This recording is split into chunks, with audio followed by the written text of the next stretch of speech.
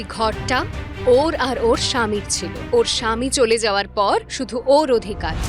আর ওর বাপের বাড়ির লোকের দায়িত্ব অনুযায়ী আমিও ওই ঘরে যেতে পারবো, আর আপনিও আমাকে ওই ঘরে যেতে আটকাতে পারবেন না। চলো দিদি ভাই, জিনিসপত্র গুছিয়ে নি। তুমি আবার এখানে আসবে যখন তোমার ইচ্ছে হবে, কিন্তু এখন কিছু দিনের জন্য আমাদের সঙ্গে চলো। আরো একটা কথা বলে রাখছি তোমায়, তোমার এই বাড়িতে থাকার অধিকার কেউ কেড়ে নিতে পারবে না। যদি আগে আপনারা আসতেন, বেচারিকে এসব সহ্য করতে হতো না। এত কষ্ট দিত যে আমরা সহ্য করতে পারতাম না।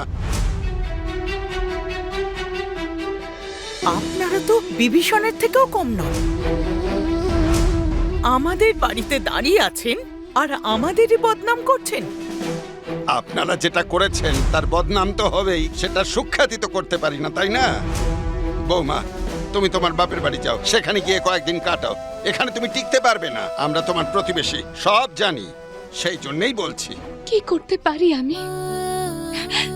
নিজের ইচ্ছে বিয়ে করেছিলাম, বাপের বাড়ি যাওয়ার সব রাস্তা বন্ধ হয়ে গেছিল আমার কাছে, সেই জন্য সব সহ্য করেছি। আগে তো আমার স্বামীও আমাকে ভালোবাসতো, তাই ভেবেছিলাম ওর ভালোবাসায় সব অপমান সহ্য করে নেব। কিন্তু সময়ের সঙ্গে সঙ্গে অপমান একটুও কমলো না, বরং আমার স্বামীর স্বভাব বদলে গেল। কি করতাম আমি, কি করতাম? আমার সন্তান হচ্ছে না, এতে আমার দোষটা কোথায় ছিল?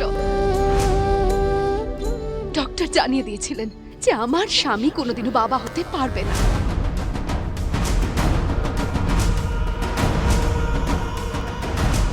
কিন্তু ও তো কোনোদিনও ডাক্তারের কথা মানতেই চায়নি। চিকিৎসার সুবিধা থাকা সত্ত্বেও ও কোনোদিনও চিকিৎসা করাতেই চায়নি। ওর আত্মসম্মানে যাতে আঘাত না লাগে সেই কারণে। যদি আজ আমাদের একটা সন্তান থাকতো তাহলে হয়তো এতটা একা হতাম না আমি, একটা উদ্দেশ্যহীন জীবনযাপন করতাম না আমি। উদ্দেশ্য ছিল না তো কি হয়েছে? একটা নতুন উদ্দেশ্য আর জীবনের আরম্ভ তো করাই যায়। আর জীবন কখনো কারোর জন্য থেমে থাকে না, নদীর মতো নিজের গতিতে বয়ে যেতে থাকে। আর যা হারিয়ে গেছে সেটা নিয়ে আর কষ্ট পেয়ে কি লাভ? যা পেতে পারো সেটার ব্যাপারে ভাবো। আর তুমি এখন এই ব্যাপারে ভাবো যে তুমি কোন বিষয়ে যোগ্য আর তুমি কি কি করতে পারো। যদি এইভাবেই দুঃখী হয়ে থাকো তাহলে তোমার জীবন তো এইভাবেই থেমে যাবে দিদি। কারণ জীবনের ইন্ধন হলো দুঃখের মাঝে নিজের আশা আর আনন্দকে খুঁজে পাওয়া। আর তাছাড়া প্রত্যেকটা মানুষের চলে যাওয়া তো আগে থেকেই লেখা থাকে, তাই না? তাই আমরা যতটুকু জীবন পেয়েছি আনন্দ করে থাকি না, আনন্দ করে বাঁচি। কেউ কি নিশ্চিন্তে ভালোবেসে সবার সঙ্গে একটা নতুন আশার সঙ্গে জীবন কাটাতে পারে না নাকি? আর কারুর আসা যাওয়া তো নিয়তির খেলা, তাতে তো আমাদের কোনো হাত নেই। আর আমাদের জোর ততক্ষণ থাকে যতক্ষণ আমাদের জীবন থাকে। তার মানে তো এটাই যে ওপরওয়ালাও এটাই চান যে প্রতিটা মানুষ, প্রতিটা জীব বেঁচে থাকুক আর অন্যদেরও আনন্দের সাথে শান্তিতে বাঁচতে দিক। কেউ যেন কারুর পথের কাঁটা না হয়। মানুষ হয়েছেন তো মানুষের মতোই ব্যবহার করুন, অজান্তে শয়তান হয়ে যাবেন না। যাক, এসব ছাড়ো দিদি। আমার এইসব কথায় আশা করতে পারি যে অন্তত আমার কথা কেউ বুঝেছে। এসব ছাড়ো, অনেক দেরি হয়ে যাচ্ছে, এবার চলো। চল।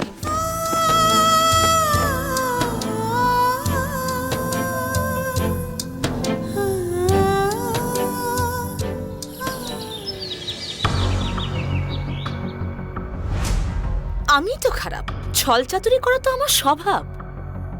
কিন্তু মনে করিয়ে দিই, আমার দাদা কখনোই চাইতেন না যে ওই মেয়েটার সঙ্গে এই বাড়ির কোনো সদস্যের কোনো রকম যোগাযোগ থাকুক। আর আজ দাদা যখন বেঁচে নেই তখন দেখছি সেই কাজই করা হচ্ছে। আর এসব কাজ কে করছে? হ্যাঁ, এই বাড়ির বউয়েরা আর টুকুন।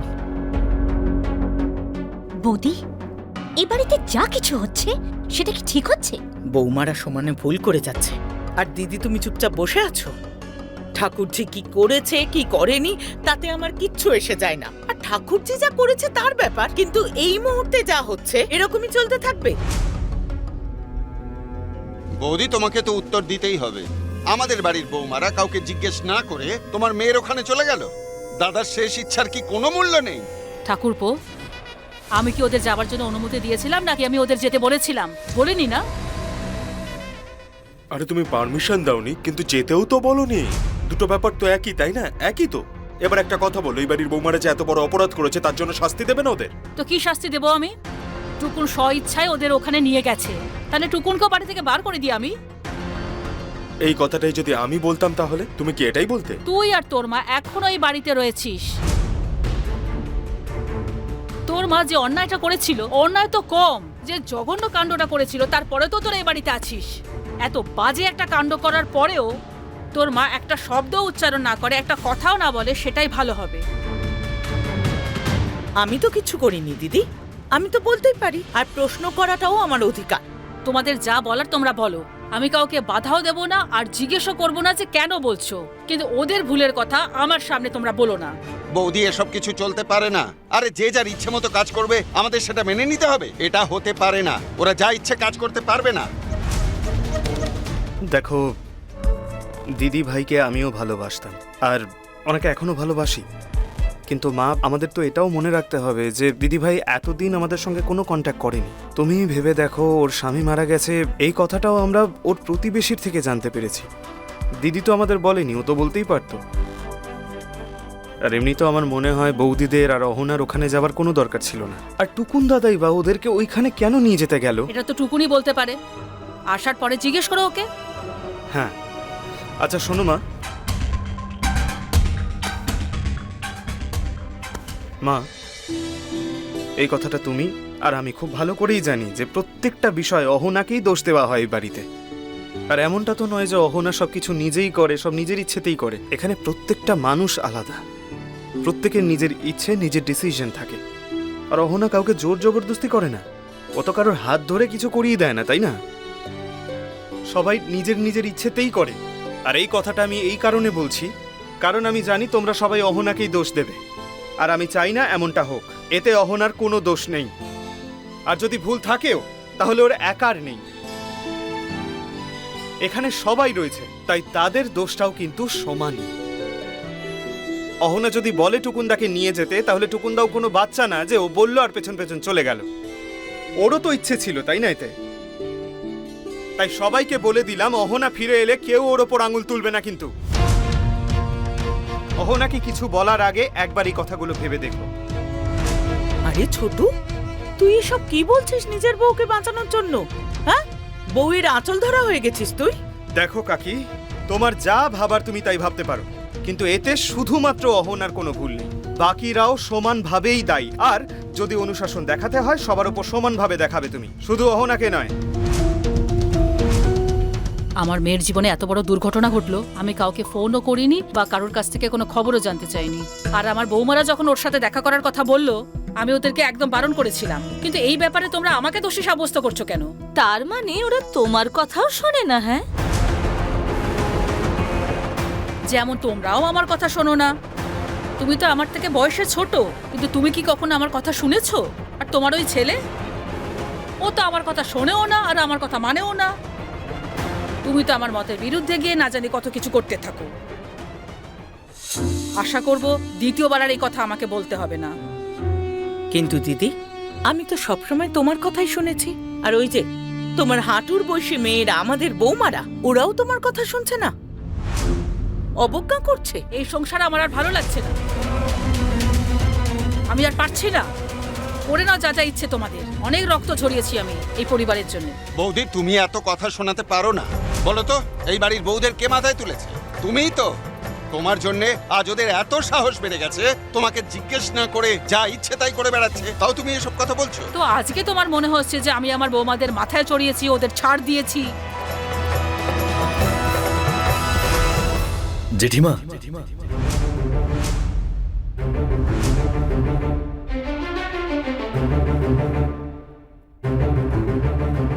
বাহ, এসে গেছো তোমরা?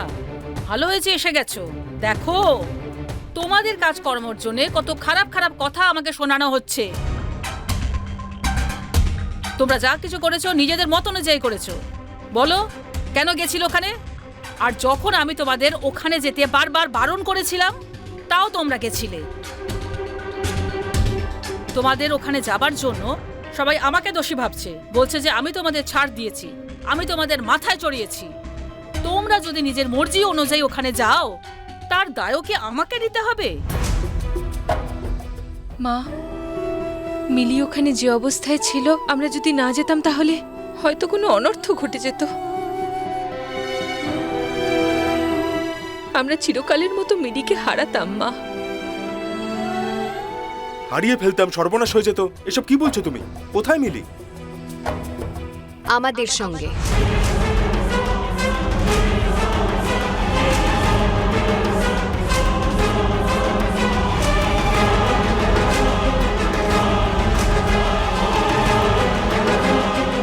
তোমাদের সঙ্গে মানে?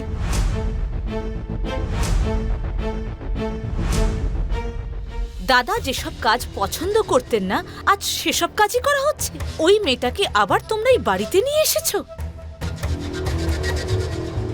এসব করার অনুমতি কে দিয়েছে তোমাদের? পিসিমণি, সব মেয়ের অধিকার নিজের বাপের বাড়ি আসার। তার জন্য ওর কারোর অনুমতি বা পারমিশনের দরকার নেই। আর এটা দিদি ভাইয়ের নিজের বাড়ি, ওর সম্পূর্ণ অধিকার আছে এই বাড়িতে। আর তাছাড়া ওর বাবা তো কখনো ওকে এই বাড়ি থেকে বার করে দেয়নি আইনি মতে। এতদিন ধরে ও আসেনি সেটা ওর নিজের ইচ্ছে ছিল, কিন্তু তার মানে এটা নয় যে ও আসতে পারবে না।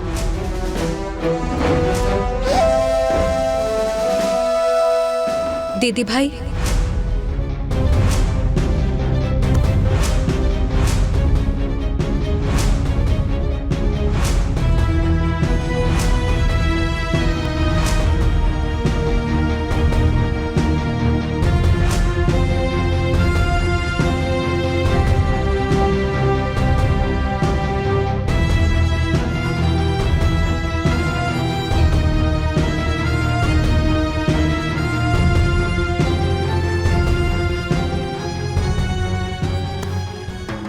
চলো।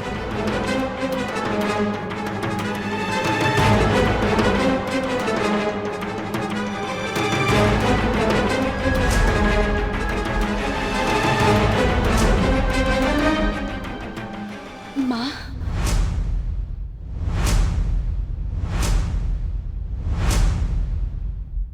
নিজের শ্বশুর বাড়ি ছেড়ে এখানে এসছো কেন? আমি এখানে আসতে চাইনি মা।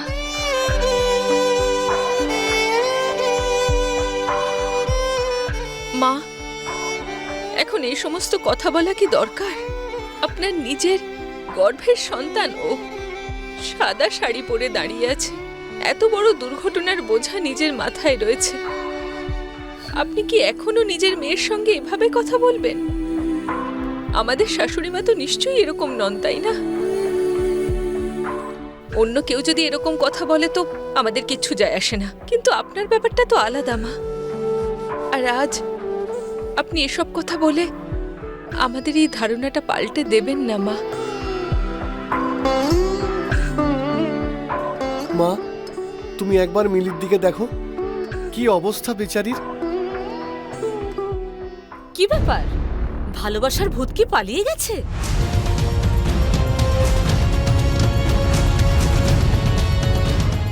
আমাদের সবার মতের বিরুদ্ধে গিয়ে তুই নিজের পছন্দের ছেলেকে বিয়ে করেছিলি তো, তাই তোর আজ এই অবস্থা হয়েছে। তাহলে শখ পূরণ হলো তো? পিসিমণি, ওকে যা খুশি বলার জন্য ওর মা আছে এখানে, আর ওর দাদা বৌদিরাও, নিজের দাদা আর নিজের বৌদি। হ্যাঁ, তুমিও নিজের পিসি, কিন্তু যে পিসি এরকম বিপদের সময় উল্টোপাল্টা বলে তাকে আমি নিজের মনে করি না।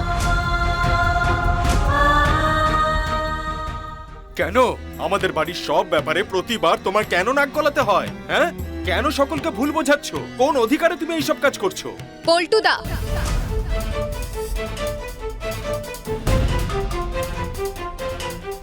নিজের মুখে লাগাম দাও আর আমার সঙ্গে এইভাবে কথা বলার সাহস দেখিও না। তোমার আসল চেহারাটা আমার সামনে প্রকাশ পেয়ে গেছে, তাই এখন আর আমি তোমার কথা সিরিয়াসলি নিই না।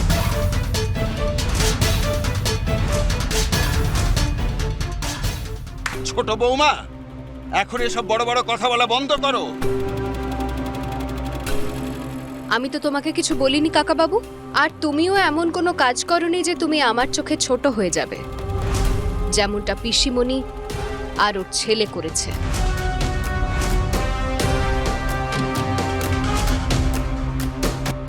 আর তাছাড়া তো ও তোমার ভাইঝি হয়, তোমার সাথে ওর রক্তের সম্পর্ক আছে। ওর এই বিপদের দিনে যদি তুমি ওকে আশ্বাস না দিতে পারো, অন্তত এইরকম উল্টোপাল্টা কথা বলো না। এবার আমাদের ওর কাছ থেকে শিখতে হবে যে আমরা কি করব কি না করব।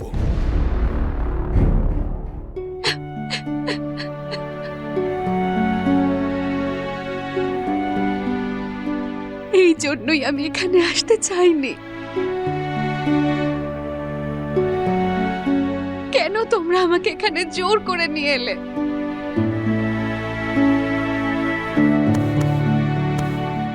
মিলি দিদি, তুমি কেঁদো না। দেখো, এই বাড়িতে যতক্ষণ আমাদের জায়গা আছে ততক্ষণ তোমার জন্য ততটাই জায়গা আছে, তাই না দিদি? দিদি ভাই, এই বাড়ির সবাই একই রকম নয়। তুমি তোমার টুকুন দাদাকেই দেখো, তুমি বিপদে আছো সেটা শুনে কেমন দৌড়ে চলে গেছে। আর দাদা ভাইয়ের মুখ দেখে তো বুঝতেই পারছো যে তোমাকে কতটা দাদা ভাই ভালোবাসে।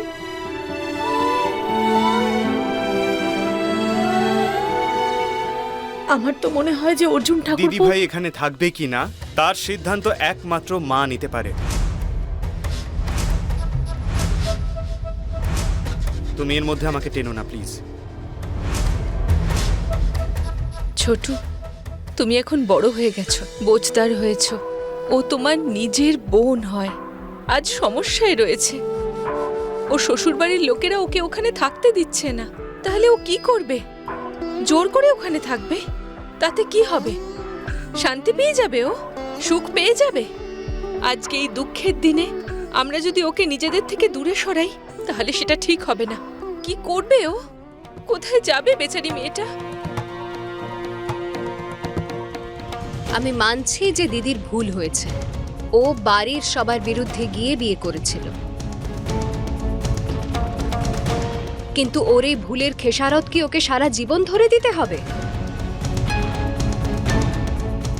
ও যদি এখানে থাকতে চায় থাকুক।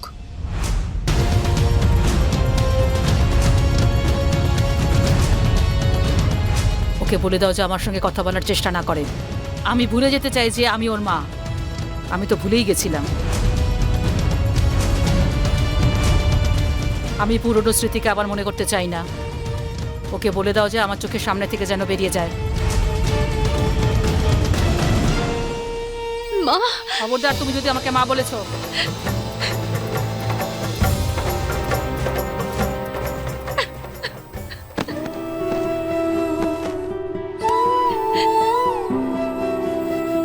দিদি ভাই, যখন তোমার নিজের মাই তাকে তোমায় মা বলে ডাকতে মানা করছে, তাহলে তাকে তুমি কেন মা বলে ডাকছো? তোমার কি কোনো আত্মসম্মান নেই নাকি? এটা তোমার নিজের বাড়ি, নিজের বাপের বাড়ি। তোমার সম্পূর্ণ অধিকার আছে এই বাড়িতে, যেমনটা তোমার ভাইদের, পিসিমণির, তার ছেলের অধিকার, তেমনি তোমারও অধিকার আছে। এত মন খারাপ করো না। তোমার সঙ্গে এখন যে ব্যবহারটা করা হচ্ছে, শুধু সেটাকে উপেক্ষা করো। আমি বলেছিলাম না তোমাকে, শ্বশুর বাড়ির লোকের খারাপ ব্যবহার আর বাপের বাড়ির লোকের খারাপ ব্যবহারের মধ্যে পার্থক্য থাকে। বাপের বাড়ির লোকের এরকম খারাপ ব্যবহার আমি সহ্য করতে পারবো না। শ্বশুর বাড়ির লোকেরা তো পর। আমি জানি ওরা কোনোদিনও আমাকে নিজের করে নেওয়ার চেষ্টাই করেনি, কিন্তু আমার বাপের বাড়ির সবাই, আমি যদি নাও চাই তাও তো এরা আমার আপন। রক্তের সম্পর্ক আছে আমার এদের সাথে। এদের খারাপ ব্যবহার আমি সহ্য করতে পারবো না। এত শক্তি নেই আমার মধ্যে, সেই জন্যই আমি এখানে আসতে চাইনি। প্রথমবার তোমার বোনের সঙ্গে আমার সাক্ষাৎ হয়েছে। সেখানে গিয়ে আমি যা দেখেছি সেই অবস্থায় আমি ওকে রেখে আসতে পারিনি। যদি আমি ওকে রেখে আসতাম তাহলে হয়তো তোমার বোনকে ওরা প্রাণেই মেরে ফেলতো।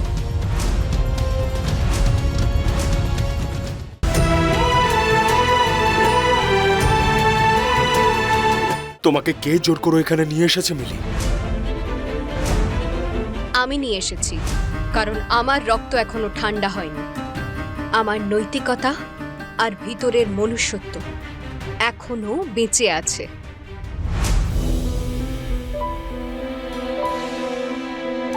চলো ওঠো দিদি ভাই। আমার মনে হয় তোমার এই ম্যাটারে কোনো কথা বলা উচিত নয়। আমার প্রয়োজন বোধ হচ্ছে না, কারণ বাড়িতে অনেক বড়রা রয়েছে, মা রয়েছে, ওরা নিতে পারবে ডিসিশন। তুমি কেন কথা বলছো? আমিও তো এই বাড়িরই সদস্য, তাই না? বাড়িতে সাজানো কোনো শোপিস নই তো। নাকি তোমার মনে হয় যে আমি কোনো সিদ্ধান্ত নেওয়ার যোগ্য নই? তুমি বলো, ও তোমার নিজের বোন তো? তোমার সঙ্গে তো ওর রক্তের সম্পর্ক।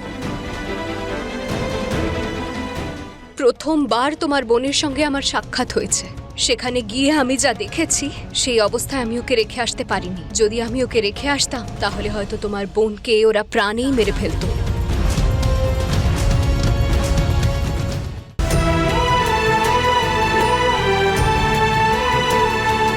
এখন যদি তোমার বোনকে তার শ্বশুরবাড়ির লোক এইভাবে কথা শোনায়, তাহলে কি তুমি এখানে নিশ্চিন্তে থাকতে পারবে? গলা দিয়ে খাবার নামবে তো? আমি না হয় পর, প্রথমবার তোমার বোনের সঙ্গে আমার সাক্ষাৎ হয়েছে। সেখানে গিয়ে আমি যা দেখেছি, যে অবস্থায়ও ছিল, সেই অবস্থায় আমি ওকে রেখে আসতে পারিনি। এত অপমান, এত জঘন্য ব্যবহার কোনো মানুষের সঙ্গে কি করে করতে পারে? আর যতক্ষণ না সেটা আমি নিজের চোখে না দেখতাম, আমি তো বিশ্বাসই করতে পারতাম না। আর তারপর এই সব কিছু দেখার পরে আমার সাহসে কোলায়নি যে আমি ওকে রেখে আসব। যদি আমি ওকে রেখে আসতাম তাহলে হয়তো তোমার বোনকে ওরা প্রাণেই মেরে ফেলতো।